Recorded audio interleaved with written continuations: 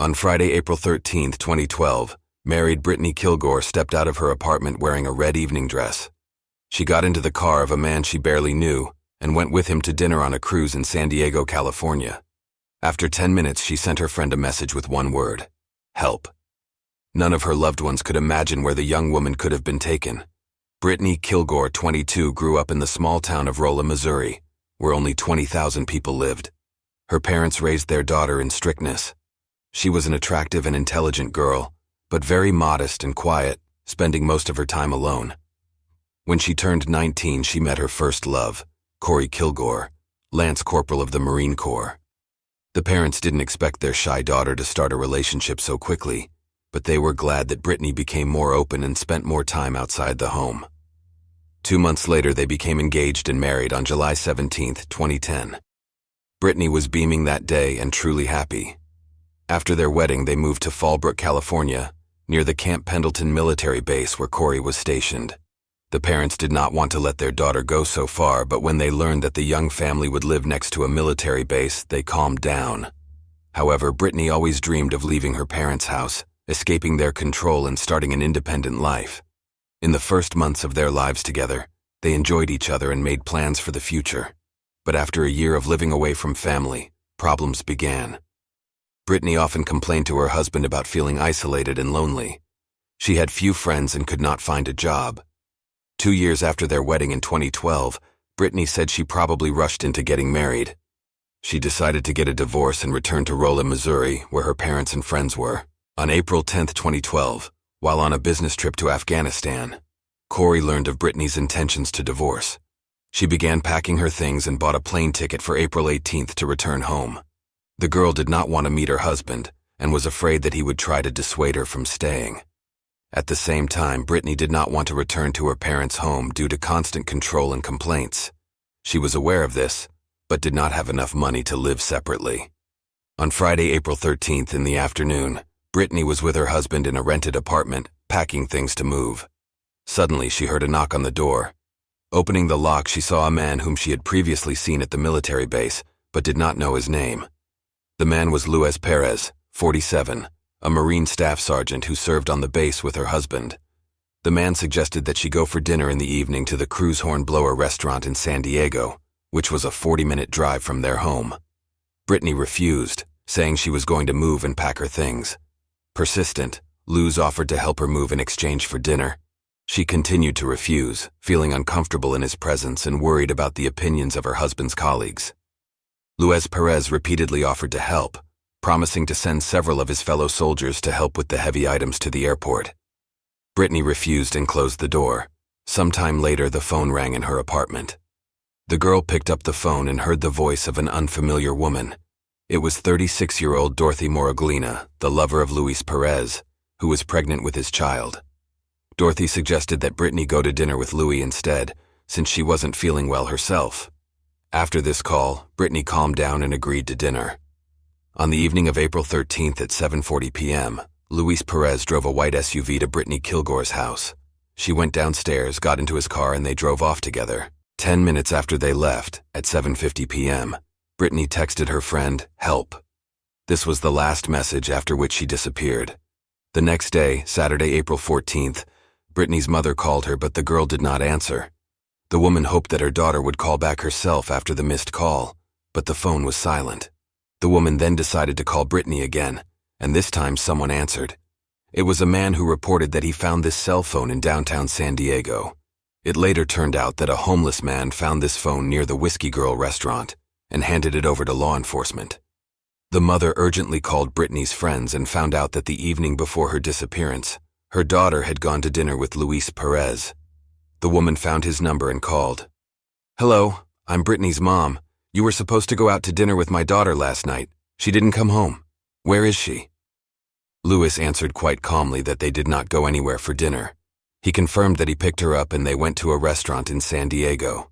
Luis claimed that he drove Britney to the entrance, she got out, and he went to find parking. When he returned, she was nowhere to be found. He suggested that she might have met someone near the restaurant and left. This story seemed very strange to the mother, since she knew that her daughter was not a party girl and would not leave with unknown guys. She hung up and told her husband that she felt Luis Perez had done something wrong to their daughter. Meanwhile, Brittany's concerned friends called the local sheriff and reported her missing. Sheriff's deputies found Luis Perez and invited him to the station for a conversation. The 47-year-old man, who served in the Navy for about 16 years, told the same story of picking up Brittany and driving her to a restaurant 40 minutes from her home before she disappeared. Louis looked into the restaurant but did not find her, assuming that she had left with someone else. A search of Luis's SUV near the police station revealed a box containing a semi-automatic rifle, which turned out to be stolen and involved in another criminal case. Luis Perez was arrested and taken into custody. Investigators named him a person of interest in the missing person case of Britney Kilgore, and initially did not face any charges related to her disappearance. Meanwhile, 23 hours have passed since Britney Kilgore last seen near her home. NCIS joined the investigation into the case. Family friends were actively looking for the girl and praying that she was alive. The media joined the search and distributed information about the missing person from all possible sources. They posted leaflets around the city, drove through the streets day and night, shouting the girl's name. The matter moved from a dead point when, with a Marine agent, police contacted 36-year-old Dorothy Moraglina, who had a relationship with Luis Perez. She told the agents about her man's secret hobbies. It turned out that Luis Perez was deeply involved in role-playing bed games, where one of the partners gave instructions and the other strictly obeyed. All this is called BDSM. Dorothea described some moments from their personal life and said that Louis specifically looked for girls with low self-esteem and marital problems. He showered such women with compliments and attention, and then forced them to play role-playing games with him, from which he received pleasure. Dorothy admitted that Louis once forced her to take off all your clothes and sit in the back seat of his car.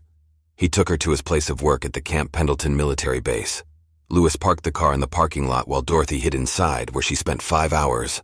The woman did not dare to climb out through the hatch located on the roof of an SUV. Rather, it turned out that these were not all secrets Louis. It turned out that the man was officially married for about 15 years and was raising a daughter. His family lived in a house located near the military bases. In Fallbrook, he met Dorothy Moraglina, who was in position a daughter was expecting from him. Louis often spent the night with his mistress but did not leave his wife. I was in a hurry. Sheriff's deputies obtained a search warrant for 2 of his homes, and early on the morning of Sunday, April 15th, the agent was searched Dorothy Moraglina's house. When the employees walked inside, the first thing that struck them was, "In your eyes, these are many attributes for adult games." It became clear what the men and women were doing in this home. That same day, it turned out that Dorothy had another woman, 26-year-old Jessica, lived in the room Lopez. Downstairs, there was a secret room in which they discovered whips, baton, duct tape, knives, and various toys for carnal pleasures. Louis, Dorothy, and Jessica, the 3 of them, lived in this house and were in informal relationships with each other. Louis was considered the host and the main person receiving decisions in their non-standard family. Dorothy was his favorite woman, but Jessica was the lowest level of the hierarchy. It is important to realize that all this was not just a passion or hobby. The women lived in constant fear and were afraid to make a mistake in relation to Louis, because they knew that disobedience could have serious consequences. At the time, Luis Perez was in jail on charges of possessing stolen weapons. Police checked his and Brittany's cell phones. It turned out that on April 13th, the girl was in Dorothy's house until 21:20 and did not leave the city.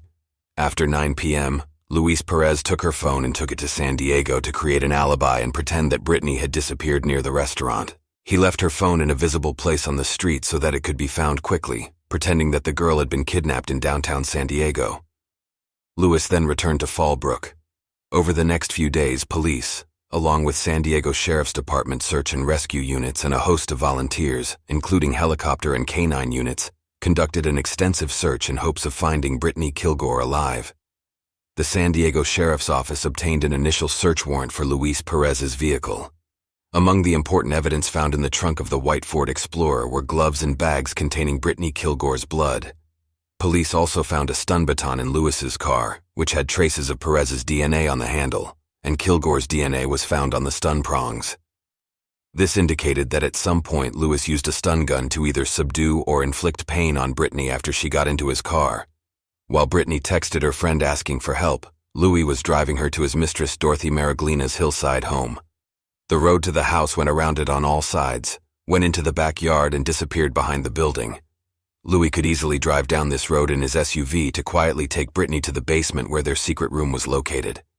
Meanwhile, forensic experts arrived at Dorothy's house to search again, but by that time Dorothy and Jessica had disappeared. Experts seized computers, data storage devices, as well as some of the women's notes and diaries. The police began searching for fugitives Dorothy and Jessica and found out that they had checked into a hotel near the airport in San Diego. The police arrived at the hotel and went to room 105. They knocked on the door, but there was no answer. Agents hoped to find Brittany alive, but what they found in room 105 was a shock. It was not Brittany, but Jessica Lopez, lying on the floor in blood. She was all cut up and was rushed to the hospital. The police searched the hotel room and the bathroom room, was attracted by the mirror next to which there was hanger. On it is a funny piece of paper with the words pigs. Read this. Below, under the inscription, was an envelope with a letter on 7 pages. What was written there turned the investigation in a completely different direction. It was a suicide note handwritten by Jessica Lopez. She described the event on April 13th, taking all the blame on herself. The woman admitted that she threw Brittany down the stairs, used a stun gun, and then strangled the girl, first rope and then a pillow. In the letter, Jessica wrote that she did it for Louis because she was afraid that Brittany would run away from him, and he will get angry. Then she tried to divide the body into parts, but she got nothing. It didn't work out. Afterwards, she took Brittany to the reservoir area Skinner in Southern California and dumped it there. 26-year-old Jessica Lopez, who until now had no significance in the investigation, now became the main suspect. She tried to voluntarily die, taking all responsibility for yourself. Police rushed to Skinner Reservoir, which Jessica wrote about. They found the naked body of a woman which had lain in the open air for several days now, and to identify it was not possible right away. Brittany's parents prayed it wasn't their daughter, however. Their fears were soon confirmed. On the inside of Brittany's left wrist was tattooed with the name of her grandmother Eileen, which I did it before I got married. It was from this tattoo that the body of 22-year-old Killgore was identified. By that time, Britney Kilgore's husband had arrived from Afghanistan to participate in the search for a spouse. The man was late and was shocked by the terrible news about what happened to his beloved wife. Britney Kilgore was buried on May 8, 2012, in Roll's hometown in Missouri, next to his beloved grandmother Eileen. Meanwhile, the NCIS agents continued their investigation. It turned out that Louis, Dorothy, and Jessica weren't the only ones who led such an unconventional lifestyle. Such families existed from Los Angeles to Sunday. Only verified people who knew a certain list of special words. They have a community on the internet where they communicate with each other and share details of their favorite games. Shortly before Brittany's disappearance, Luis Perez bragged to his so-called fellow players that he was planning a crazy party for April 14th. Their games became more and more cruel each time. As is often the case with addicted people, they always strived for more.